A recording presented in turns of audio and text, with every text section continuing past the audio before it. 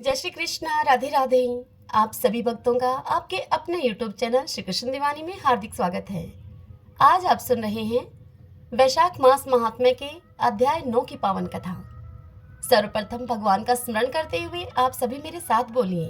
शांताकारं भुजगशयनं पद्मनाभं सुरेशं विश्वधारं गगनसदृशं मेघवर्णं शुभांगं लक्ष्मीकान्तं कमलनयनं योगिभिर्दयानगमयं वन्दे विष्णुं भवभयहरं सर्वलोकैकनाथम्।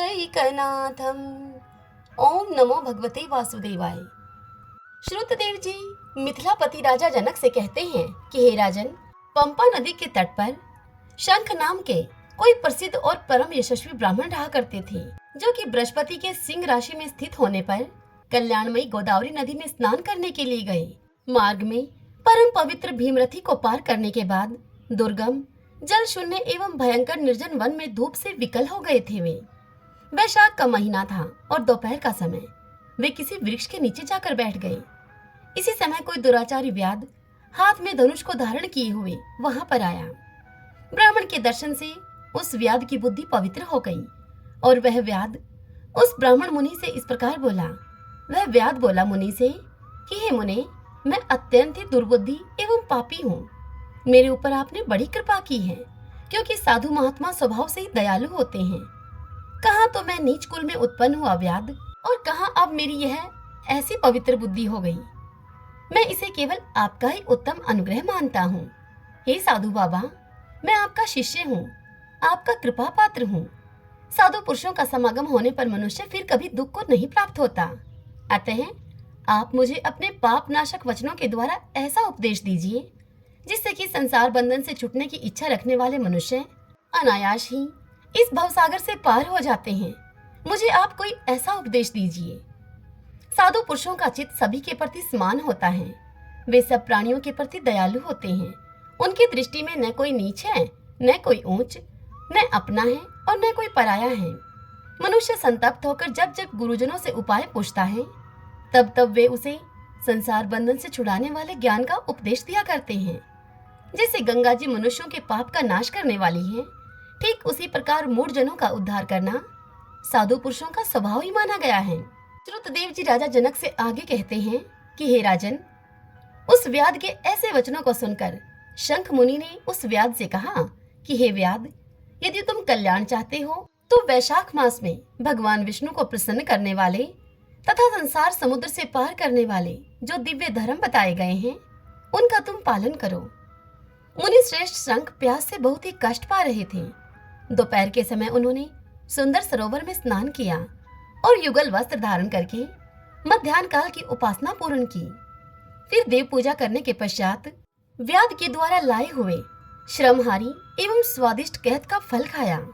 जब वे शंख मुनि खा पी करके सुख पूर्वक विराजमान हुए, तब उस समय व्याध ने हाथ जोड़कर शंख मुनि से कहा कि हे मुने, मेरे किस कर्म से मेरा यह तपोमय व्याध कुल में जन्म हुआ है, तथा मेरे किस कर्म से मेरी ऐसी सद्बुद्धि तथा महात्मा की संगति मुझे प्राप्त हुई।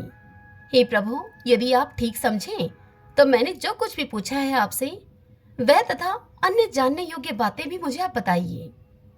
यह सुनकर शंख मुनि बोले व्याध से कि पूर्व जन्म में तुम वेदों के पारंगत विद्वान ब्राह्मण थे। शाकाल्य नगर में तुम्हारा जन्म हुआ था। तुम्हारा गोत्र श्रीवत्स और तुम्हारा नाम स्तंभ था। उस समय तुम बड़े ही तेजस्वी समझे जाते थे, किंतु आगे चलकर किसी वैश्या में तुम्हारी आसक्ति हो गई। उस वैश्या के संग दोष से तुमने नित्य कर्मों को त्याग दिया और शूद्र की भांति तुम घर आकर रहने लगे। यद्यपि तुम सदाचार शून्य, दुष्ट तथा धर्म कर्मों के त्यागी थे, तो भी उस समय तुम्हारी ब्राह्मणी पत्नी कांतिमती ने वैश्या के सहित तुम्हारी खूब सेवा की। वह सदा ही तुम्हारा प्रिय करने में लगी रहा करती थी। वह तुम दोनों के पैरों को धोती, दोनों की आज्ञा का पालन करती और दोनों से नीचे आसन पर सोया करती थी। इस प्रकार वैश्या के सहित पति की सेवा करती हुई उस दुखिनी ब्राह्मणी का इस भूतल पर बहुत अधिक समय बीत गया। एक दिन उसके पति ने मूली के सहित उड़द खाया और तिल मिश्रित निष्पाप भक्षण किया। उस अपथ्य भोजन से उसका मुंह और पेट चलने लगा और उसे बड़ा ही भयंकर भगंदर रोग हो गया। वह उस रोग से दिन रात जलने लगी। जब तक घर में धन रहा तब तक वैश्या भी वहीं पर टिकी रही। उसका सारा धन लेकर बाद में उस वैश्या ने उस घर को छोड़ दिया। वैश्या तो क्रूर और निर्दयी होती ही है। वैश्या उसे छोड़कर अन्य दूसरे के पास चली गई। तब वह ब्राह्मण रोग से व्याकुलचित होकर रोता हुआ अपनी स्त्री से बोला कि देवी, मैं वैश्या के प्रति आसक्त और अत्यंत ही निष्ठुर मनुष्य हूँ। तुम मेरी रक्षा करो। हे सुंदरी, तुम परम पवित्र हो। मैंने तुम्हारा कुछ भी उपकार नहीं किया। हे कल्याणी, जो पापी एवं निंदित मनुष्य अपनी विनीत पत्नी का आदर नहीं करता, वह 15 जन्मों तक नपुंसक होता है। हे महाभागे, दिन रात साधु पुरुष उसकी निंदा किया करते हैं। तुम साध्वी और पतिव्रता हो। मैं तुम्हारा अनादर करके पाप योनि में गिरूंगा। तुम्हारा अनादर करने से जो तुम्हारे मन में क्रोध हुआ होगा, उससे मैं दग्ध हो चुका हूँ। अपने पति की सारी बात को सुनकर इस प्रकार अनुताप युक्त वचन कहते हुए वह पतिव्रता ब्राह्मणी अपने पति से हाथ जोड़कर बोली। ब्राह्मणी ने कहा कि हे प्राणनाथ, आप मेरे प्रति किए हुए व्यवहार को लेकर दुख न माने। मेरा तो आपके ऊपर तनिक भी क्रोध नहीं है, जिससे आप अपने को दग्ध हुआ बतलाते हैं। पूर्व जन्म में किए हुए पाप ही इस जन्म में दुख के रूप में होकर सामने आते हैं। जो उन दुखों को धैर्य पूर्वक सहन करती है, वही स्त्री साध्वी मानी जाती है, और वही पुरुष श्रेष्ठ समझा जाता है जो दुखों को धैर्य पूर्वक सहन करे। तदंतर वह उत्तम वर्ण वाली स्त्री, वह ब्राह्मणी, अपने पिता और भाइयों से धन मांगकर लाई और उसी धन से अपने पति का पालन करने लगी। उसने अपने स्वामी को साक्षात क्षीर सागर निवासी विष्णु ही माना, और वह ब्राह्मणी अपने स्वामी के मलमूत्र को साफ करती और उसके शरीर में पड़े हुए कष्टदायक कीड़ों को धीरे धीरे नाखून से खींचकर निकालती थी। ब्राह्मणी न तो रात में सोती थी और न ही दिन में सोती थी। अपने स्वामी के दुख से संतप्त होकर वह दुखिनी ब्राह्मणी सदा ही इस प्रकार से प्रार्थना किया करती थी। वह कहती थी कि हे प्रसिद्ध देवता और हे मेरे पितृ, मेरे स्वामी की आप रक्षा करें, इन्हें रोगहीन एवं निष्पाप कर दें। मैं पति के आरोग्य के लिए चंडिका देवी को भैंस का दही और उत्तम अन्न चढ़ाऊंगी। महात्मा गणेश जी की प्रसन्नता के लिए मोदक बनवाऊंगी। 10 शनिवारों को मैं उपवास करूंगी तथा मीठा और घी नहीं खाऊंगी। मेरे पति रोगहीन होकर 100 वर्ष जिए। इस प्रकार वह देवी प्रतिदिन देवताओं से प्रार्थना किया करती थी। हे राजा जनक, यह उन्हीं दिनों की बात है। उन्हीं दिनों कोई देवल नामक महात्मा वहां पर आए। वैशाख मास में धूप से पीड़ित होकर सायंकाल के समय उस ब्राह्मण के घर में उन देवल महात्मा ने पदार्पण किया। तब उस ब्राह्मणी ने महात्मा के चरण धोकर उस जल को अपने मस्तक पर चढ़ाया और धूप से कष्ट पाए हुए महात्मा को पीने के लिए उस ब्राह्मणी ने शरबत दिया। प्रातःकाल सूर्योदय होने पर मुनि जैसे आए थे वैसे ही वापस चले गए। तदंतर थोड़े ही समय के बाद उस ब्राह्मण को सनिपात हो गया। अब ब्राह्मणी सौंठ, मिर्च और पीपल लेकर जब अपने पति के मुंह में डालने लगी, तब उस ब्राह्मण ने अपनी पत्नी की उंगली काट ली। उसके दोनों दांत सहसा सट गए और ब्राह्मणी की उंगली का वह कोमल खंड उस ब्राह्मण के मुंह में ही रह गया। अपनी पत्नी की उंगली काटकर उस वैश्या का ही चिंतन करता हुआ वह ब्राह्मण अब मर गया। तब उसकी पत्नी कांतिमती ने कंगन बेचकर बहुत सा ईंधन खरीदा और चिता बनाकर वह साध्वी अपने पति के साथ उस चिता में जा बैठी।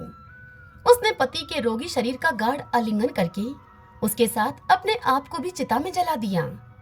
शरीर को त्याग कर वह सहसा भगवान विष्णु के धाम में चली गई।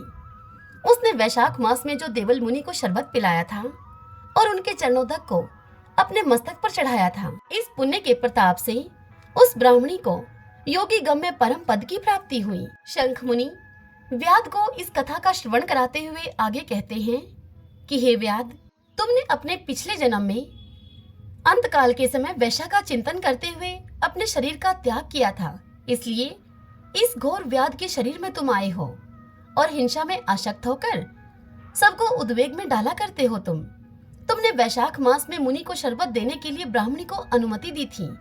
उसी पुण्य के प्रताप से आज व्याध होने पर भी तुम्हें सब सुखों के एकमात्र साधन धर्म विषयक प्रश्न पूछने के लिए उत्तम बुद्धि प्राप्त हुई है। तुमने जो सब पापों को हरने वाले मुनि के चरणोदक को अपने सिर पर धारण किया था उसी का यह पुण्य फल है कि तुम्हें इस वन में मेरा संग मिला है। हरि ओम तत्सत। ओम नमो भगवते वासुदेवाय। ओम माधवाय नमो नमः। आइए भक्तजनों, अब हम वैशाख स्नान की आज की कथा का श्रवण करते हैं। इसी गांव में एक सेठ सेठानी रहते थे। घर में धन धान्य की उनके किसी प्रकार की कोई कमी नहीं थी। वे दोनों पति पत्नी पीपल देव की नित्यनेम से पूजा किया करते थे। वे दोनों पीपल सींचने के लिए 5 कोस दूर जाया करते थे। समय अब बीतता चला गया, लेकिन उनका यह नियम नहीं बदला। वह दोनों अब वृद्ध हो गए थे। उम्र बढ़ने के कारण अब वह पीपल सींचकर जब घर पर आते तो बहुत ही थक जाते और फिर घर आने के बाद उनसे कुछ काम भी नहीं हो पाता था। एक दिन सेठानी अपने पति से कहती है कि पीपल सींचकर आने के बाद इतनी थकान हो जाती है कि मैं घर का काम भी भली भांति नहीं कर पाती हूँ, जिससे कि घर का काम करने में मुझे देरी हो जाती है। अगर हमारे कोई संतान होती तो वह घर का काम कर लेती। सेठ जी तो पहले से ही मन संतान न होने के कारण बड़े दुखी रहते थे, किंतु सेठानी से इस विषय में वह कुछ कह नहीं पाते थे। लेकिन उनको बात यह खाई जाती थी कि हमारे जाने के बाद इस कारोबार का कौन मालिक होगा, इस कारोबार को कौन संभालेगा। अब आज सेठानी की बात को सुनकर वह भी अत्यधिक दुखी हो गए। सेठ जी की चिंता और अधिक बढ़ गई। सेठ जी को इस प्रकार चिंता में डूबा हुआ देखकर एक दिन सेठानी ने दाई को अपने घर पर बुलाया और उससे कहा कि तुम सेठ जी से जाकर कह दो कि मैं माँ बनने वाली हूँ और यही बात गांव में हर जगह फैला दो। गांव के लोगों की औरतों को भी कह दो। अगर तुम ऐसा करोगी तो मैं तुम्हें बहुत अधिक धन दूंगी और 9 लखा हार भी दूंगी। दाई सेठानी की बात को सुनकर लालच में आ गई और फिर दाई ने वैसा ही किया जैसा कि सेठानी ने उसे करने के लिए कहा था। और फिर जब 6 महीने बीत गए तब सेठानी ने गोद भराई का कार्यक्रम रखा और फिर गांव में न्योता दिया गया। तत्पश्चात सेठानी ने दाई को फिर से बुलाया और उससे कहा कि मेरे 9वां महीना जब पूरा हो जाए तब तुम किसी के घर में भी बच्चा पैदा हो, उस बच्चे को लाकर मेरे घर में रुला देना। तुम्हारे ऐसा करने से मैं तुम्हें बहुत अधिक धन दूंगी। दाई ने सेठानी के कहे अनुसार वैसा ही किया। जब सेठानी के 9 महीने पूरे हो गए तब दाई ने एक नवजात शिशु को सेठानी के घर में लाकर रुला दिया और फिर दाई ने यह ढिंडोरा पिटवा दिया कि सेठानी ने एक पुत्र को जन्म दिया है। तत्पश्चात 100 महीना पूरा होने पर सेठानी ने जलवा पूजन का कार्यक्रम रखा। उस कार्यक्रम में उसने पूरे गांव को बुलाया। जब जलवा चूड़े की रस्म होने लगी तब लोगों ने उससे पूछा कि तुम्हारा बच्चा कहाँ है सेठानी। तब सेठानी कहने लगी कि यह पूजा मैं कटार के साथ करूंगी, कुंवर सा को नजर लग जाएगी, इसीलिए उसे अभी बाहर नहीं निकालेंगे। और इसी प्रकार 5 से 6 साल बीत गए। गांव के किसी भी व्यक्ति या किसी भी औरत ने कुंवर सा को नहीं देखा था।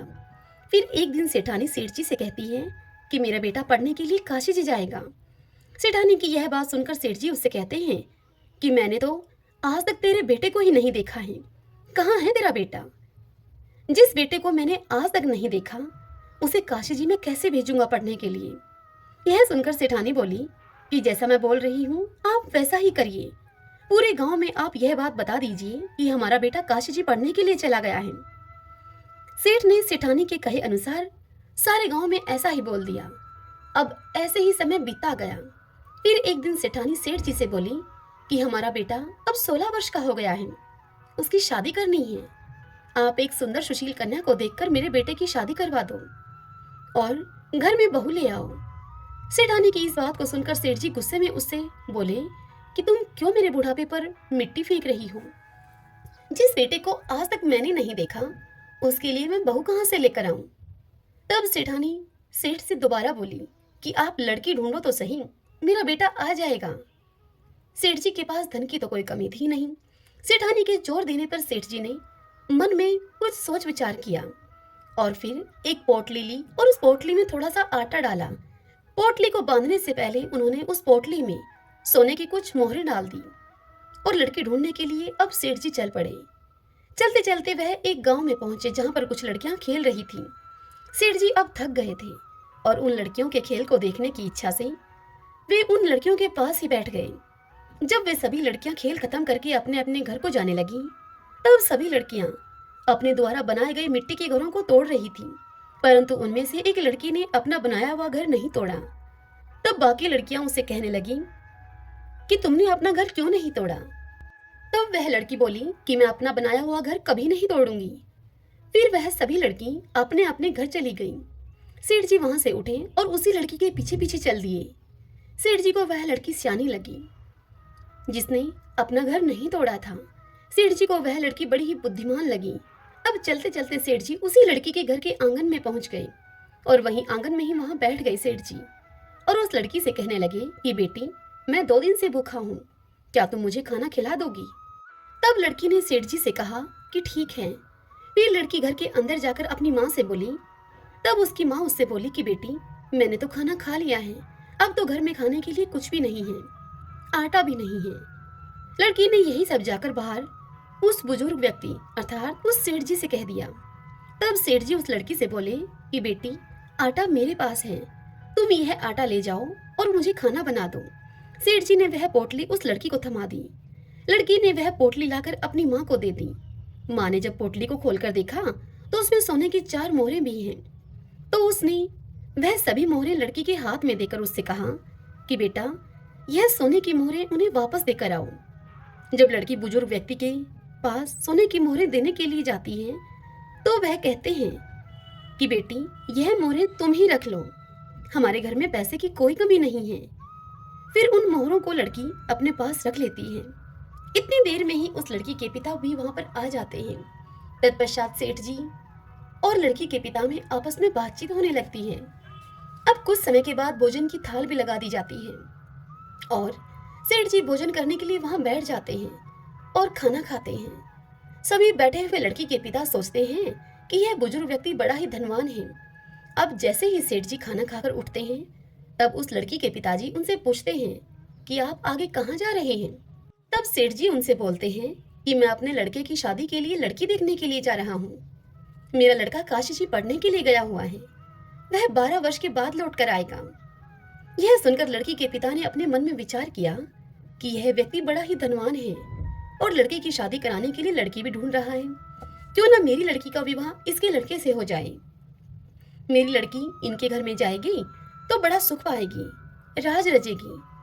यदि यह विवाह हो जाए तो कितना अच्छा हो।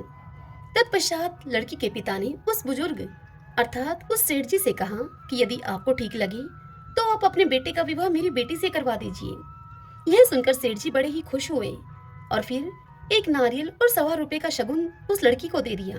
तत्पश्चात सेठ जी लड़की के पिताजी से बोले, मेरा बेटा काशी जी पढ़ने के लिए गया है और वह 12 वर्ष के बाद लौट कर आएगा। तब लड़की के पिता ने कहा कि कोई बात नहीं है। तत्पश्चात सेठ जी ने घर जाकर सारी बात सेठानी को बताई। कुछ दिन बीत जाने पर सेठानी ने सेठ जी से कहा कि अब विवाह करा के उस लड़की को अपने घर पर ले आओ। तब सेठ जी उससे कहने लगे कि यही तो मन में चिंता का विषय है कि शादी कैसे होगी। तब सेठानी बोली कि शादी खांडे के साथ होगी। खांडा तलवार को कहा जाता है। तब सेठ जी फिर से लड़की के घर गए और वहां जाकर उनसे शादी के विषय में बात करते हुए कहते हैं कि मेरा बेटा अभी नहीं आ सकता, वह अभी काशी जी पढ़ने के लिए गया है। 12 वर्ष पूरे होने पर ही वह लौटेगा, अभी उसे आने में समय लगेगा। यदि आप राजी हो तो मैं अपने बेटे के स्थान पर यह खांडा रख दूंगा और यह शादी संपन्न हो जाएगी। पुराने जमाने में लोग ऐसे ही शादियां कर दिया करते थे। असली कीमत तो आदमी की वचन और जुबान की होती है। सेठ जी की बात को सुनकर लड़की के पिता ने खूब सोच विचार करके लड़की की शादी खांडे के साथ करवा दी। तत्पश्चात सेठ जी बहू को लेकर अपने घर को लौटे। सेठानी बहू को देखकर बड़ी खुश हुई, फूली न समाई। जब सेठ सेठानी पीपल सींचने के लिए जाते तो बहू पीछे से इस घर का सारा काम निपटा लेती और सेठ सेठानी के घर वापस आने पर वह बहू उनके लिए खाना बनाकर तैयार रखती थी और फिर उनके लिए खाना परोसती। तत्पश्चात वह बहू अपनी सास के पैरों की खूब मालिश करती और उनकी खूब सेवा करती और प्रेम के साथ उनके साथ उस घर में रहती। यह सब करते करते अब ऐसे ही 1 वर्ष बीत गया। फिर एक दिन जब सेठ सेठानी पीपल सींचने के लिए गए हुए थे तब उनके घर की आग बुझ गई। बहू जब आग लेने के लिए पड़ोस के घर में गई तब बहू ने पड़ोसन से जाकर कहा कि मुझे थोड़ी सी आग दे दो, मेरे सास ससुर आने वाले होंगे, मुझे उनके लिए जल्दी से खाना भी बनाना है। तब पड़ोसन ने उस बहू से पूछा कि तुम किसकी बहू हो? तब वह बहू कहने लगी कि मेरे पति काशी जी पढ़ने के लिए गए हैं। यह सुनकर पड़ोसन बहू से बोली कि सेठ सेठानी की तो कोई औलाद ही नहीं है। ये तुमसे झूठ बोल रहे हैं, ये तुझे ऐसे ही काम करने के लिए लेकर आए हैं। और इस प्रकार की बातें कहकर पड़ोसन ने उस बहू के कान भर दिए। फिर बहू ने घर आकर बिना मन के ही खाना बनाया, सारे जेवर उतार दिए और बिना श्रृंगार किए हुए पुरानी साड़ी पहन ली। जब सास ससुर पीपल सींचकर घर को लौटे तब उन्होंने देखा कि आज तो घर का कोई काम नहीं हुआ है। तत्पश्चात उन्होंने बहू से खाना मांगा। बहू ने खाना ला कर दिया। जब उन्होंने खाना खाया तो खाना बिल्कुल फीका था, बिल्कुल बेस्वाद खाना था, उसमें नमक मिर्च कुछ भी नहीं था। तब उन्होंने बहू से पूछा कि बहू आज क्या बात है, बहू आज खाना बिल्कुल फीका सा है। तब बहू ने उत्तर दिया कि आपको तो आज ही खाना फीका मिला है, मेरी तो पूरी जिंदगी ही फीकी है। तब सेठानी पूरी बात समझ गई कि आज इसके किसी ने कान भरे हैं, सब कुछ इसको बता दिया है। अब सेठानी सारी बात देखते समझते हुए चुप रहती है। फिर दूसरे दिन सेठ सेठानी पीपल सींचने के लिए जाने लगते हैं। तब बहू कहती है कि आपने मुझे 6 कोठों की तो चाबी दे रखी है, 7वें कोठे की चाबी मुझे क्यों नहीं दी है, मैं कौन सी बहू हूँ आपकी। तब सेठानी उससे बोली कि नहीं बेटा, ऐसी बात नहीं है, मैंने तो ऐसे ही यह चाबी तुम्हें नहीं दी थी। और फिर सेठानी 7वें कोठे की चाबी भी बहू को दे देती है और बहू को पड़ोसन से बात करने के लिए मना करती है। और फिर वह दोनों पीपल सींचने के लिए चले जाते हैं। अब पीपल सींचते समय भगवान विष्णु का नाम लेते रहे, वह माता लक्ष्मी का नाम लेते रहे। वह दोनों भक्ति भाव से भगवान विष्णु और माता लक्ष्मी की भक्ति, बार बार उनके नाम का उच्चारण करना, उन्हें भोग लगाना, यह तो उन दोनों की दिनचर्या का हिस्सा था। लेकिन उस दिन उनके मन में बहू के घर से जाने का डर भी था, उनकी आंखों में नमी थी और चिंता भी थी। वह बार बार बोल रहे थे कि भगवान आप ही हमारी लाज रखना। भगवान सदैव अपने भक्तों पर दयालु रहते हैं। वह भक्तों के दुखों में दुखी होकर स्वयं उसका निवारण करने के लिए आ जाते हैं। उधर सास ससुर के घर से जाते ही बहू जल्दी जल्दी काम निपटाकर पहले कोठे को खोलकर देखती है तो उस कोठे में, उस कमरे में खूब सुंदर सुंदर कपड़े थे। बहू उन कपड़ों को पहन पहन कर देखती है और खूब खुश होती है। इसी तरह बहू ने दूसरे कोठे को खोला, उसमें बहुत सुंदर सुंदर गहने भरे थे। अब बहू ने रोज रोज नए नए कपड़े गहने पहनना शुरू कर दिया। सास ससुर के आने से पहले वह उन कपड़ों और गहनों को उतार कर वापस रख देती थी। इसी तरह तीसरे कोठे में स्वादिष्ट व्यंजन थे। वह अपनी पसंद की मिठाइयाँ खाती और पूरा दिन खुश रहती थी। बहू ने जब चौथे कोठे को खोलकर देखा तो उसमें भांति भांति के अनाज रखे थे। 5वें और 6ठे कोठे को खोलकर देखा तो उसने देखा कि उस कमरे में हीरे और जवाहरात थे। अब उस सेठानी की बहू इन्हीं सब चीजों में व्यस्त रहकर खूब खुश रहने लगी। लेकिन कुछ दिन के बाद वह इन सब चीजों से ऊब गई। फिर एक दिन उसने 7वें कोठे को खोलकर देखा तो उसमें उसने देखा कि वहां उस कमरे में एक पीपल का पेड़ था और एक मंदिर था। बहू उसी कमरे में बैठ गई। अब थोड़ी ही देर के बाद उस पीपल के पेड़ में से एक सुंदर सा लड़का निकलकर बाहर आया। तब बहू उस लड़के से बोली कि आप कौन हैं? तब वह लड़का बोला कि मैं तुम्हारा पति हूँ। तब बहू ने उससे फिर पूछा कि आप तो काशी जी पढ़ने के लिए गए थे, आप इस कमरे में कैसे आ गए? तब वह लड़का बोला कि मैं तो अभी अभी आया हूँ, परंतु तुम माँ को कुछ मत कहना। उस बहू ने आज तक अपने पति को तो देखा ही नहीं था और वह इसीलिए उस लड़के के कहने पर बहू ने उसे अपना पति मानकर उसके साथ हंसी ठिठोली करने लगी, उसके साथ बातचीत करने लगी। अब तो बहू हर रोज सास ससुर के पीपल सींचने के लिए जाते ही उसी 7वें कमरे में आकर बैठ जाती और अपने पति के साथ खूब समय बिताती। थोड़े ही समय के बाद अब वह बहू गर्भवती हो गई। तब सेठ सेठानी को भला बुरा कहने लगे और बोलने लगे कि अब मैं गांव के लोगों को क्या मुंह दिखाऊंगा, मेरा तो बुढ़ापा ही तूने खराब कर दिया। तब सेठानी बड़े प्यार से अपनी बहू से पूछती है कि बहू यह किसका बच्चा है? तब वह बहू सेठानी से बोली कि माँ यह आपके बेटे का है, वह काशी जी से अपनी पढ़ाई पूरी करके वापस लौट आए हैं। तब यह सुनकर सास ने कहा कि बहू तूने तो मुझे आज तक इस बारे में कुछ बताया ही नहीं। तब वह बहू बोली कि माँ जी आपके बेटे ने ही मुझे इस बारे में आपसे कुछ भी कहने के लिए मना किया था और मुझसे कहा था कि तुम माँ को कुछ मत बताना। तब सेठानी ने अपनी बहू से कहा कि कल जब तुम उससे मिलोगी तब उससे तुम कहना कि आपको मुझे 7वीं की चूड़ी पहनाने के लिए बाहर आना पड़ेगा। फिर बहू ने अगले दिन उस लड़की को यह सारी बात बता दी। तब लड़के ने कहा कि मैं जरूर आऊंगा। अब सास और बहू दोनों निश्चिंत हो गईं। सातवें की चूड़ी पहनाने का कार्यक्रम रखा गया और पूरे गांव को बुलावा भेजा गया। उस कार्यक्रम में जब सारा गांव वहां पर उपस्थित था, बहू को वहां पर बिठाया गया। फिर क्या था, थोड़ी ही देर में वहां पर चर्चा होने लगी कि कहाँ है इनका बेटा, आज तक हमने तो कभी देखा नहीं है। तभी वहां पर 17-18 साल का एक नौजवान लड़का आया और बहू के पास आकर वह बैठ गया। गांव के सभी लोग उसे देखकर चौंक गए और उसे टकटकी लगाकर देखते ही रह गए और फिर कहने लगे कि यह लड़का तो कितना सुंदर है, यही कारण है कि सेठानी इसे छिपाकर रखती थी। तत्पश्चात कार्यक्रम जब पूरा हुआ, वह लड़का वापस जाने लगा। तब बहू ने उससे कहा कि आप कहाँ जा रहे हैं? तब वह लड़का बोला कि मुझे जाना पड़ेगा। जैसे ही वह लड़का 7वें कमरे में गया, बहू उसके पीछे पीछे गई।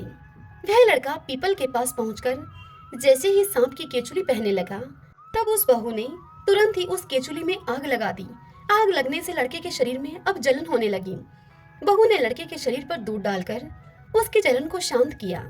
फिर वह लड़का, बहू और सेठ सेठानी मिलकर एक साथ एक ही घर में रहने लगे। इस तरह उस लड़की के तेज भाग्य से सेठ सेठानी को अपना बेटा मिल गया। हे मेरे पीपल देवता, जैसी कृपा आपने उस लड़की और सेठ सेठानी पर की, वैसी ही कृपा आपकी यह कथा जो भी कहे, सुने, सुनाए और ओंकारा भरे, उन सब पर करना। तो आइए भगवान के इन नामों को 5 बार बोलते हुए संकीर्तन करते हैं। श्री कृष्ण गोविंद हरि मुरारी, हे नाथ नारायण वासुदेव। श्री कृष्ण गोविंद हरि मुरारी, हे नाथ नारायण वासुदेव। श्री कृष्ण गोविंद हरि मुरारी, हे नाथ नारायण वासुदेव।